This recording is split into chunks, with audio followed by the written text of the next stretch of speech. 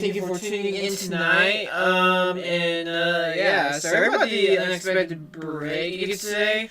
So if you guys knew, a couple Fridays ago, I had a chipped tooth right here and a cavity right here. I had that repaired, and I didn't. For some reason, I just thought I needed a break and need to know how I want to go with this full throttle through the winter. As you may know, the time has changed. It is not 10:49 anymore. It is 9:49. So yeah. If you're on video, you can look behind that. We got Christmas stuff on. We got a gingerbread guy right there. We got Christmas lights hanging around. Something above here. I know it's a really mess back there. I'll fix that. But yeah, it's really awesome. Got the whole basement lined up. We got bulbs in the living room too. I see Rudolph looking like he's So today I'm not gonna really dig into politics. I'm not gonna really talk about politics at all in this episode today because we got a election tomorrow. We got special elections in Virginia, New York, New Jersey, and a bunch of other states, and we're gonna be monitoring those. And for tomorrow's episode, it'll be telling you guys who's leading which race and everything. We're gonna be up past midnight doing this episode tomorrow night, and I'm really glad I get to stay home and watch this. And I'm sure there's some special elections going into my state as well, in Nebraska, so it should be interesting. I'm excited about tomorrow, and my first election I'll be covering at a mini. So so a lot of you guys are wondering, well, since we're not going to be talking about politics today, what are we going to be talking about today? We're going to be talking about, what sports were going on this weekend. We got racing and football this season. This weekend. Sorry. So I'm going to talk about football first. First off, my thoughts and prayers are with Dylan Ryla and his family. If you didn't know, Dylan Ryla is the Husker quarterback. He tore his labrum, I believe. He broke it, so he had to have surgery, and he wanted me to see him with UCLA this weekend. We're going to go over to Los Angeles, play at the Rose Bowl, 8 p.m. kickoff. He won't be able to go because he has surgery, Matt Rule said no. So that sucks. Kansas City Chiefs are crap, I guess? I really don't know. Really can describe what the Kansas City Chiefs are like this year. They're good. They're good against bad teams, but then when they come against good teams, they're okay. So, it's really complicated, but it's early in the season still. It's 9 weeks in, or... No, wait. Yeah, 9 weeks in, and it's 17 weeks. So there's a long season ahead to win out the remaining games, hopefully, and go into the playoffs. It's going to be a wild card, I bet. Chargers look really good. Denver looks really good. So, yeah. Rams are doing Ram stuff. We're winning. I'm excited what happens next. I don't know what the next game is, honestly, but I'm excited. And then, basically, yeah. Huskers are going to be in Los Angeles. I think Chiefs have a bye week, I think. I might be wrong. I'll update you guys tomorrow's episode. And the Huskers, and I don't know where the Rams are playing, but quick recap of my favorite teams. So this episode, we're going to be digging really down into racing, sprint car racing in general. Then we'll go into NASCAR racing. So probably 10 minutes on sprint cars, 10 minutes on NASCAR, hopefully. We could be like that. So, sprint cars, huge news coming out today. This series right here, Kubota High Limit Racing releasing their 2026 schedule. And man, this is so good. I'm not gonna lie. So I'll read to you guys each and every race, and so we're gonna start the season off with Las Vegas. That'll be March 12th, 13th, and 14th. 3-day show. Then we go into Central Arizona for another 3-day show, March 19th, 20th, and 21st. Then our first midweek race at Badu, which is in New Mexico, on March 24th. Then on that Friday and Saturday, high limits in the state of Kansas, in Route 66 in Dodge City. Then on that Thursday, high limit will stay in the state of Kansas with 81 Speedway on Thursday, Lakeside on Friday, Lucas Oil in Missouri, and on Saturday. Then on that Tuesday, April 21st, which is 2 days away from my birthday, will be Eagle Raceway in Eagle, Nebraska. And man, high limit, good job on doing that weekend as well. Oh boy, that weekend's gonna be fun. I get to go to a sprint car race at Eagle for my final race at the age of 20 before 2021. They go to Knoxville for the 2-day show with the World Outlaws. So that's going to be really cool. After that race, high limit's going to go to Arrowhead on April 28th. Then that weekend, high limit's going to be racing a 2-day show at Texas. April 30th and May 2nd. It's going to be Thursday and Saturday, no racing on Friday. Then the following weekend, they're racing at Kokomo on Friday and Saturday, May 8th and 9th, which is really cool, Kokomo 2-day show. Then Tuesday, May 19th is Grandview Speedway. There's I feel like a little break. I might be lying. Yeah, a little break between, Kokomo and Grandview, a 10-day break. So, I'm going to go over to Grandview, and then on that Friday and Saturday and Sunday is the Bob Weicker Memorial at Port Royal Speedway. Then Friday, May 29th is Lawrenceburg. Then the 30th is Butler. Then June 1st is a Monday. High limit's going to go to Davenport Speedway in Iowa, making its first series or sprint or high limit series new track. They did hot laps before, but I think it got rained out in 2023, so that should be interesting. June 3rd is Red Cedar Raceway. I believe that is in Wisconsin. I don't know. Then we got a to be announced on June 4th, which is a Thursday night race. Then Friday is I-94. Then that Saturday is Dakota. I think that's how you pronounce it. I don't remember where that is. I might have to do some research on that. Then June 7th is a Sunday. That'll be to be announced. So that should be interesting. Then we go to June 9th, another Eagle Raceway race. This one is, I believe, $55,555 to win, so that's a really good race. I'm really glad Eagle got 2 dates. They kept their original date and adding another one, so that's really cool. What's more cool now is that there's a race at Shelby County, which is like an hour 30 away from my house, so I might have to go to that one. Also the same week as Knoxville, so I'm excited about that one.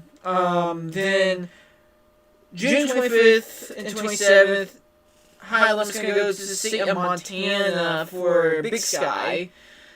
Then July 13th, so there'll be a break, 4th of July break, obviously. Go to Fremont Raceway for a Monday race. Then Tuesday they're off. Wednesday, Thursday is Eldor Joker Jackpot.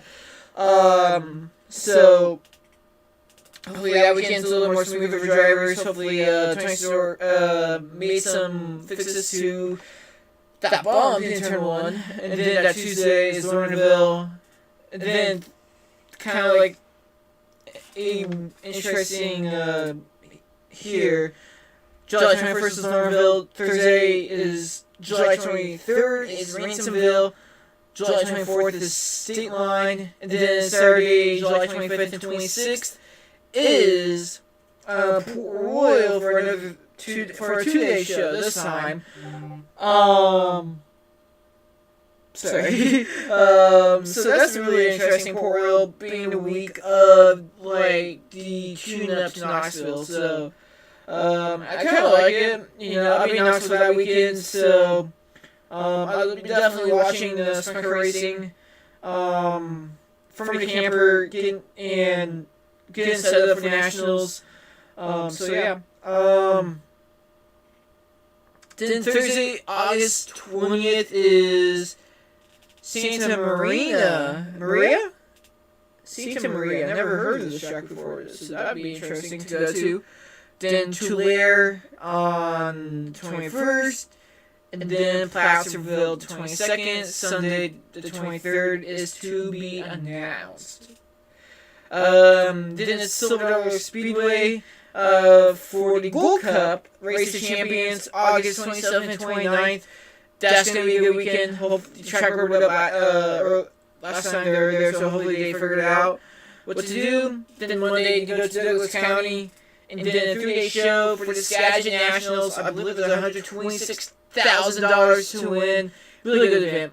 The weekend after that is going to be the Tuscarora 50. Thursday through Saturday, September 10th through 12th.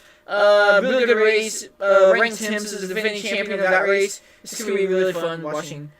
And then Thursday, September 17th through 19th, it is the Jesse Hockey Memorial. It's a hockey memorial race. 3-day weekend. Got 9 sprint cars, wing sprint cars. You got 360s. You're going to have a lot of classes racing. So that's going to be really fun to watch. Lucas Oil, September 17th and 19th. Then, on September 23rd is Kokomo Speedway. For a midweek race, I believe that is the finale of the... Yeah, that looks like to be the finale of the Midweek Series Championship. So, unless they're not going to have it this year. I mean, next year. That'd be weird. But yeah, Kokomo will be the finale, of the Midweek Series Championship. So, that'll be interesting. Then Friday and Saturday, September 25th and 26th, it is the 4-car nationals. That is USAC, Midgets, non sprint car Silver Crown, and the Highland Sprint Car Series. So that'll be a fun weekend for sure back in Eldora. October 9th is to be announced, but then you kind of know, what's that, the race after, that, or what's the race after the TBA? That is Lakeside, October 10th. And then Texas for the championship finale, October 16th and 17th. Yeah, again, this schedule is really cool. I'll be attending, hopefully, a lot of races on the schedule, 6 races, hopefully. I can tell you, I'll be at the Eagle races for sure. Lakeside, I'll try and make it on both times in April and October. I think the April race is on NASCAR weekend, so I'm going to have to stay a little longer for that one. To watch Kyle race. And then we got the to be announces tracks. So we got a total of 3, looks like it. We got one on June 4th, got one on August 23rd, and we got one on October 9th. So this one's interesting. We really don't know a lot about the to be announced. Red Cedar, we know that track's going to be in Wisconsin, I believe. Let me see here. Let me double check here. Red Cedar.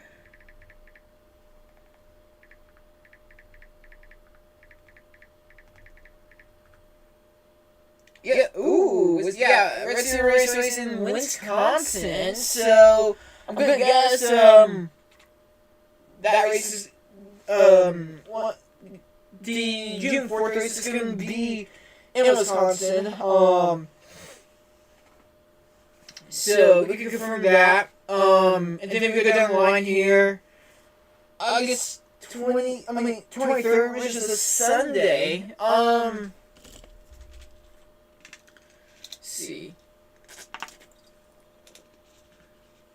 Now, they got Tulare on there. That's the Thunderbolt, I think. Yeah, Tulare Thunderbolt. 23rd, though. I have no idea.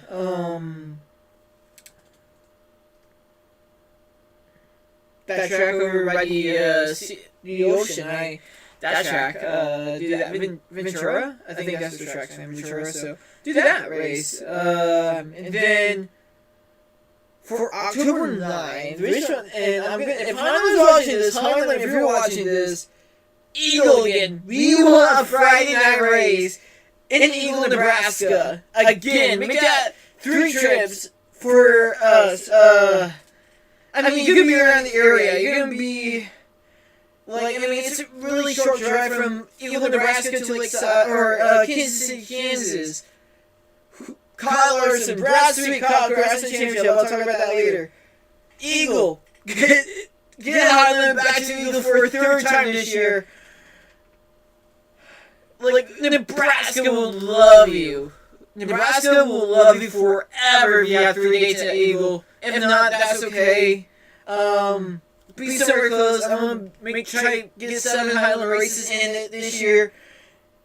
I'm for sure gonna try to get to Texas for the season championship.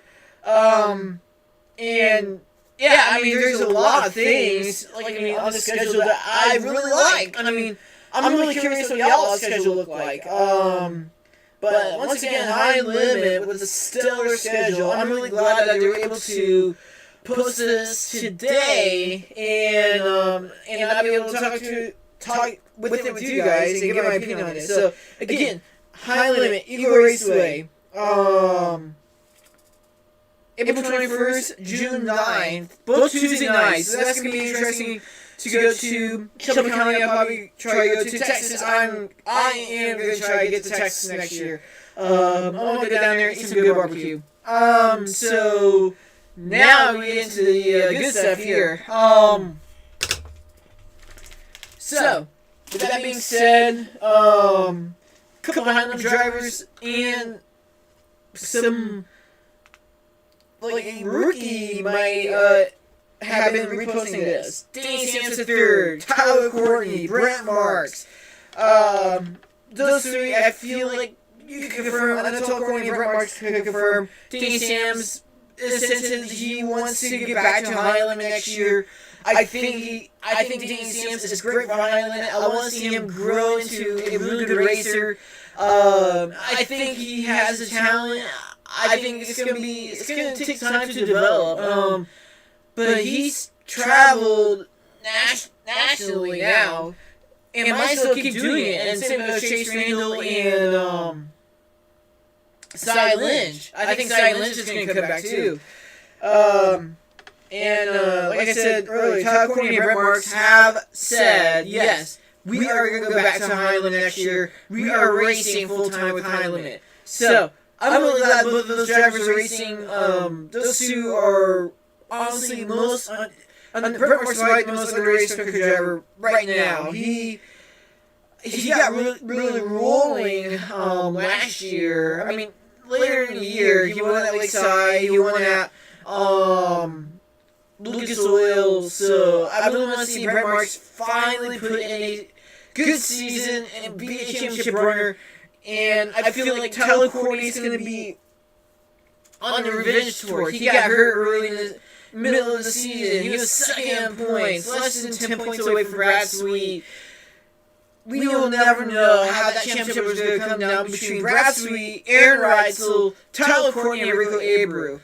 I mean, I'm really glad Rico Abreu was able to get the championship. I got a championship shirt somewhere right here.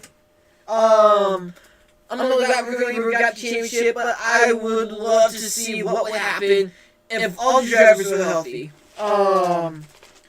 So, yeah. Anyways, silly season. Ooh, silly season has been interesting already. I think I didn't mention this. I think this was last week, honestly.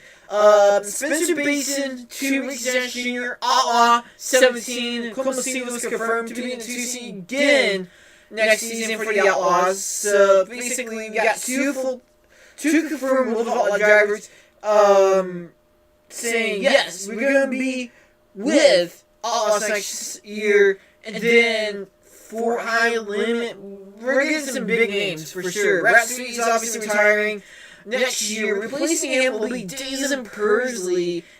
He'll be driving number 9 at Auto Parts, KCK Racing 410 Sprint car. So that's going to be a duo to keep one of the most interesting duos to keep an eye out. Jason Pursley is known to be an annoying sprint car driver. He has got a couple wins this season. I believe one was at Eldora. I might be wrong.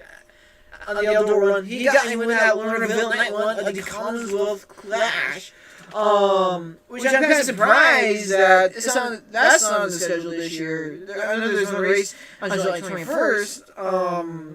But besides that, I'm kind of surprised. But who knows? So that's that. There's a Pursley KCK Racing 9. That should be interesting, like I said. Leaving the Tom Buick 13 open, and people were like, "Ooh, who's that going to be?" And only one driver for me really kind of fitted. That was Tanner Holmes, and he's going to get that right. Tanner Holmes will go from his family team, AT&T, and the Charlton Sons 21, and will go into the Tom Buick 13, the pillow windows, Avanti doors. In that yellow 13 car. It's going to be a very fun pairing. I think Tanner Holmes is a really good driver. You give him good equipment, he's going to bring good results. He's been showing speed at Knoxville, and I mean, this year could have been like could have been a more interesting year what if he drove the 21 car full time? What if? But really, congrats to Tanner Holmes and Tom Buick pairing together. I think it's going to be really fun, and hopefully Tom Buick get a long-term driver out of Tanner Holmes. He's going to bring a lot of sponsorships to that 13 car, and I really trust Tanner. So we look to confirm high-level drivers. Talon Courtney is confirmed, and like I said earlier, Brent Marks is confirmed as well. Danny Sam's hinted. So that's gonna be interesting. And then I'm not gonna do a finals preview, not yet. I'll do that tomorrow. Sprint car silly season. There's some drivers and rides are still in the market for a driver in the car. So I'm gonna do 4 drivers, and I'll want you guys to email me KraigShow2025@gmail.com for your guys' opinions on this. So here we go. I think Gino Celsi will be in the second class commercial racing car with the time limit. I believe that. A lot of people believe that as well. Is he really? I mean, it's a match pair in heaven. You give Gio some time to adjust to the cars, chassis. I think he's going to be really good. He's going to be one of the best sprint car drivers in racing. Clash Master Racing is a really good team. One of the most underrated teams. And I want to see them try to put a full season together, and hopefully they do that. And, it should be interesting.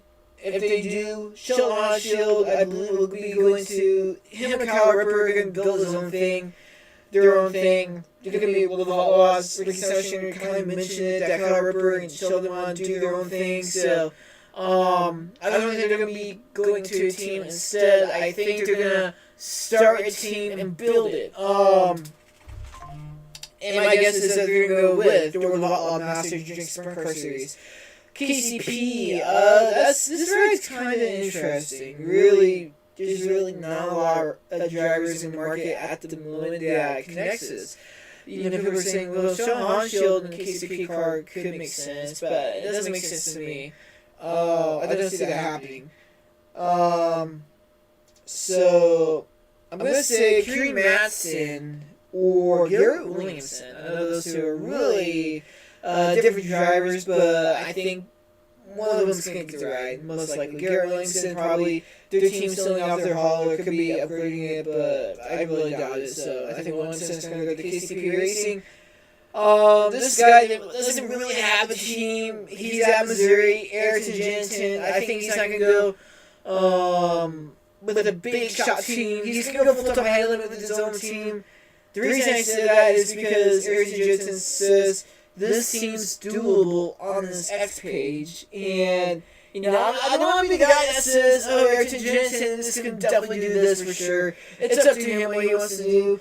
I'm just making it out there, Ayrton Jensen to high limit next year, being a rookie, beside Tanner Holmes. So yeah, that's the car talk right there. So then NASCAR, that happened last night. I was really happy on the result.